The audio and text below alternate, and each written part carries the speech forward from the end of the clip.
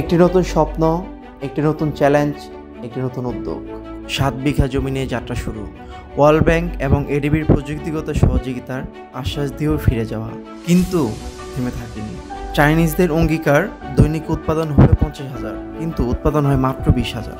নতুন কর্মক্ষেত্র, দক্ষ কর্মী সংকট। চাইনিজদের ভুল পরিকল্পনায় 365 দিন উৎপাদনের বিপরীতে উৎপাদন হয় মাত্র 240 দিন।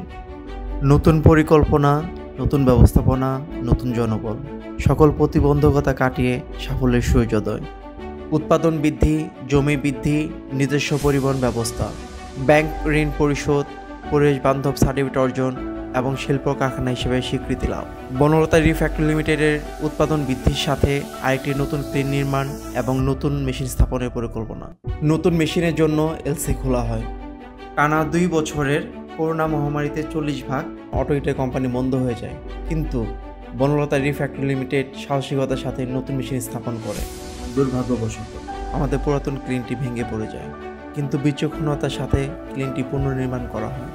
2009 সাল থেকে যাত্রা শুরু করে 2021 সাল পর্যন্ত স্থানীয় লোকের সমস্যা, পরিবেশ অধিদপ্তরের জটিলতা, ভ্যাট এবং ট্যাক্সের জটিলতা, ফ্যাক্টরি আভ্যন্তরীণ সমস্যা এবং পরিচালনার বিভিন্ন সমস্যার কারণে সঠিক সময়ে ইট সরবরাহ করা হয়নি। 2022 এবং 23 সাল পর্যন্ত সকল সমস্যার সমাধানে সফল হয়েছি। এর মধ্যে নতুন একটি পণ্যের পরিকল্পনা করে তা বাস্তবায়ন করা হয়, যে পণ্য ব্যবহারে ক্রেতার ইটের গাঁথুনিতে 30% খরচ কমাতে সক্ষম। নতুন পণ্যের নাম এক্সেল ব্রিক্স। এই যাত্রায় থাকবে আরও নতুনত্ব, যা আপনার সময় ও খরচ বাঁচাবে।